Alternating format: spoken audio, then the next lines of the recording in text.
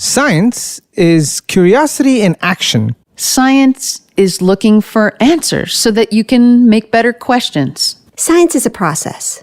It's a set of rules we follow to test and falsify ideas. Science is an invitation to ask the world how it works. Science is a method of thought, so it refers to how you do things rather than what answer you get. A method of thought that seeks to explain the physical world. That doesn't mean it actually will explain, because maybe the explanation you were looking for turns out to be completely wrong. It seeks to explain the physical world because it doesn't look at important elements of the world that are not physical. For example, science doesn't deal with love, jealousy, justice, morality. Anything that is science can be tested and, if the data come out a certain way, proven wrong.